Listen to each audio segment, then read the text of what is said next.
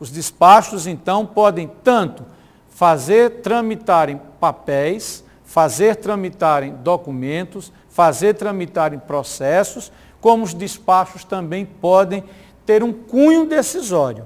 Podem conter uma decisão final sobre determinado processo ou mesmo uma decisão interlocutória, uma decisão ainda não terminativa, ainda não definitiva, ainda não final. Ok? Então, vimos aqueles que são certamente os tipos mais importantes de atos, consideradas aquelas 5 grandes categorias ou espécies que os abrangem. Vejam que os tipos se enquadram naquelas 5 espécies. Por exemplo, os pareceres, onde os coloco? Eu vou colocar os pareceres onde? Vou colocá-los na categoria de atos enunciativos, por exemplo. Ok? Muito bem. Agora, nós vamos trabalhar conceitos que não são, na verdade, utilizados, pelo menos na forma em que aqui expostos, por todos os autores. Nesse ponto específico, nós refletimos o entendimento de Celso Antônio Bandeira de Melo. Em prova, especialmente CESP, já se perguntou várias vezes sobre essas noções, a noção de perfeição, a noção de validade e a noção de eficácia. E não são noções complexas. Quando se diz que um ato é perfeito, se está afirmando que ele cumpriu o seu ciclo de formação. É um ato terminado ou acabado.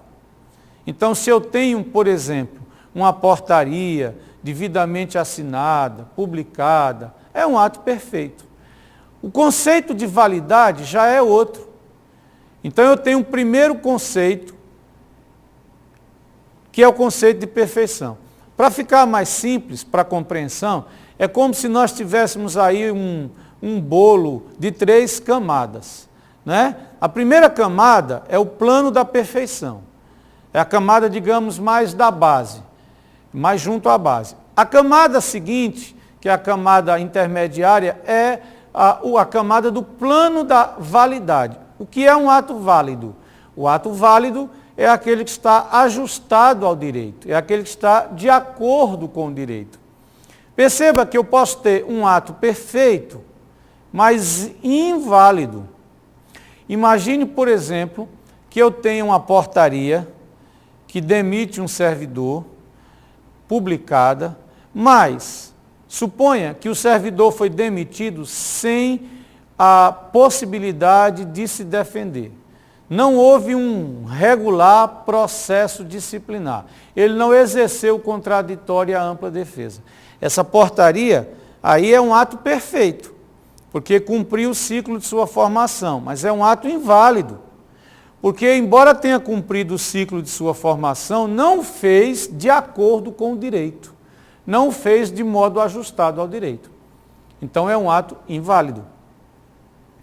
E o terceiro plano é o plano da produção de efeitos, é o plano da eficácia.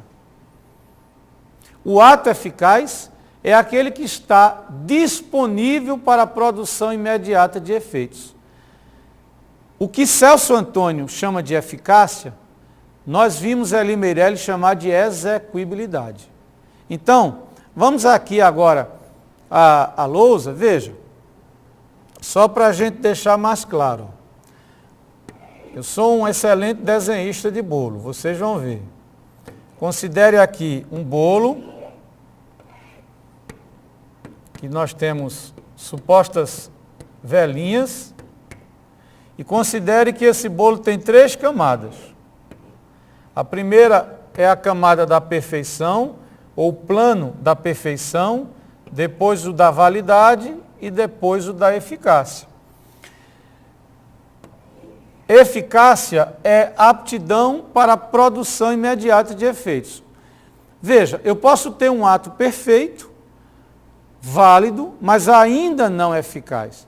Autorização dada ao meu grupo para que use a escola para exposição de pintura a partir só do dia 10 de junho de 2012. Essa portaria já está publicada, foi praticada de acordo com o direito, é um ato perfeito, é um ato válido, porém não eficaz ainda. Não eficaz ainda. Tá certo? Porque ainda não pode produzir imediatamente os seus efeitos. Então perceba que eu posso ter um ato perfeito, válido e eficaz. Mas eu posso ter um ato também perfeito, válido e ineficaz. Ou eu posso ter ainda um ato perfeito, inválido e eficaz. Flávio, e é possível um ato ser inválido? O que é o ato inválido? É aquele que tem um vício, que não está de acordo com a lei.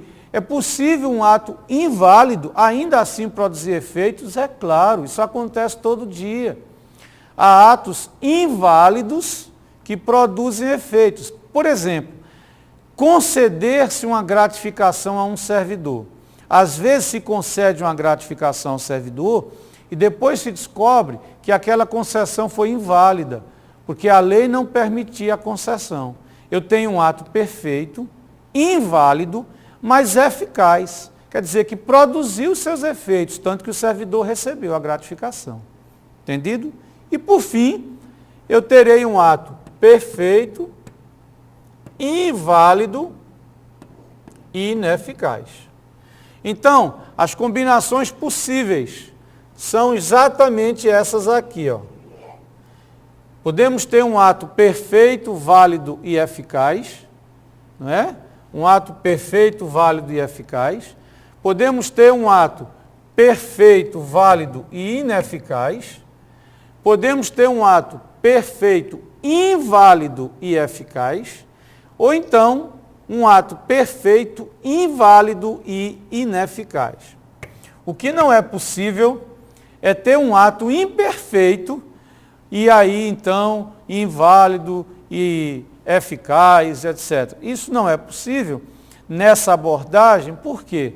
Porque para que façamos um juízo sobre a validade do ato e sobre a sua eficácia, quer dizer, sobre a sua conformidade ao direito e sobre a sua aptidão para produzir efeitos, é preciso que esse ato exista, que esse ato seja perfeito, que ele tenha existência jurídica. Estamos usando aqui o termo perfeição no sentido de existência jurídica. Então, o ato perfeito é o ato que existe juridicamente. O ato válido é o ato que está de acordo com o direito. Além de existir juridicamente, ele está ajustado ao direito. E o ato eficaz é justamente o ato que está disponível para a produção imediata de seus efeitos. Ok? Entendido? Agora nós vamos tratar também de um tema que, de certa maneira, já consideramos quando vimos a classificação dos atos. Não sei se você se lembra, certamente vai se lembrar. Se não, dê uma olhadinha aí. Nós classificamos os atos quanto ao regramento ou quanto à liberdade da administração na sua prática. E vimos que, sob esse aspecto, os atos são vinculados ou discricionários. Pois bem, nós vamos deixar mais claras, não é, e reforçadas as noções de vinculação e discricionariedade. Então, observe, veja, vinculação ou competência vinculada, ou melhor ainda, a competência é vinculada quando a lei estabelece a única solução possível diante de determinada situação de fato. Ela fixa todos os requisitos cuja existência a administração deve limitar-se a constatar sem qualquer margem de apreciação subjetiva. A noção já é conhecida, eu diria, nossa, e apenas estamos a reforçá-la. O critério de identificação da vinculação é simples. Se a administração tem diante dela um único comportamento legalmente possível, há vinculação. A competência que a administração vai manejar é vinculada. Exemplificando, você quer obter licença para dirigir. se submete a todos os exames, é aprovado. Pode a administração negar-se a expedir a licença para dirigir? Não pode. A competência para a expedição é vinculada. Entende?